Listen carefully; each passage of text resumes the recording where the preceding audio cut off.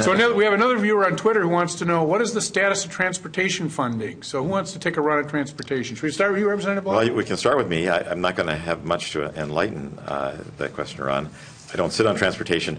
I'm really disappointed we didn't have a transportation bill last time. And I think when we were in the majority in 13-14, we didn't take it on then either. I had hoped that we would. I think there are many, many needs out there for our transportation that need to be addressed, and we're not doing it. I also have a particular interest in passenger rail, and have a bill that would give some money to the Passenger Rail Authority in MnDOT to at least keep the doors open. I think passenger rail is something, intercity passenger rail is something that is forward-looking and would help a lot of our communities moving forward. We also would have the chance to hook into passenger rail lines that would go east-west and further south if we made that step and started to do some of the infrastructure we need to make that possible.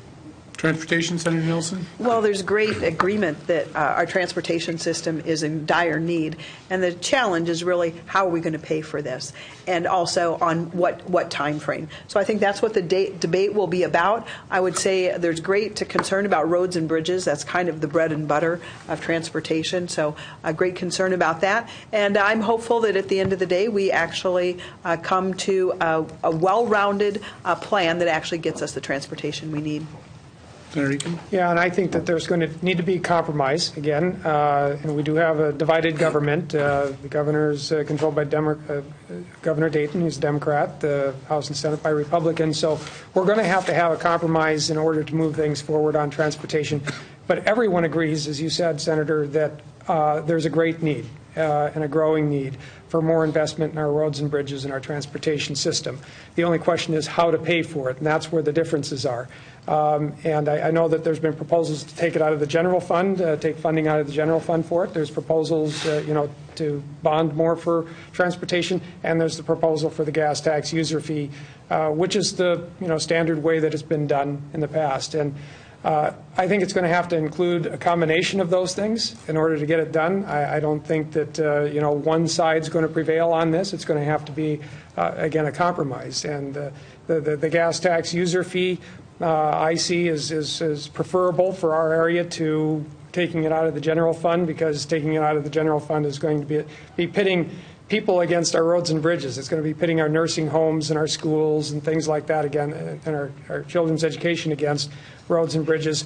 I prefer using the constitutionally dedicated way of funding this. The gas tax user fee is constitutionally dedicated. It can only be used for roads and bridges. It also works through a formula that benefits the greater Minnesota communities the most, because we get back more than what we pay in, which means that we're leveraging money from the metropolitan area to help fix our roads and bridges. So that's all good.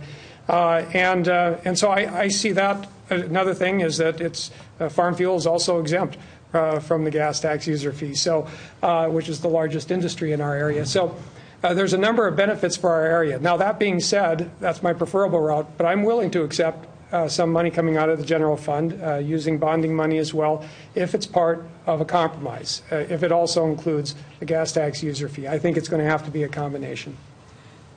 Representative Miller?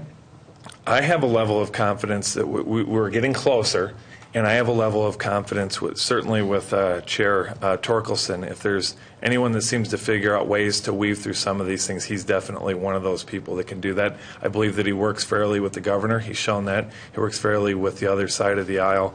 There was a coalition that came to my office. I'm in Transportation Committee, so perhaps they came to me early and they'll be coming on. But it was a pretty impressive coalition. It was truly all the stakeholders in transportation, from the trade unions to the businesses that do construction, to a lot of different groups. And they came in, and I would say stay tuned, because they made a presentation. I always say good compromises when everybody's a little bit unhappy or a little bit uncomfortable. And I looked at it and I said, you know what, there's things that I really like, some of the things that we proposed in the past, and there's some ways to fund it beyond that I'm a little bit uncomfortable with. It did not include gas tax increase, which I have a problem with. It kind of leaves us with, what are you going to do with tabs, which is not a very positive place to go. They talk about the rates at which they decline some of the things that they talked about. I think that what was amazing with that proposal was is we usually come on our strong positions first, and then we compromise into the middle. And they were coming together and saying, please help us work towards something with a compromise. And they kind of gave what was a very good deal, and I think it's something that we should look at. More to come. More to come, as always.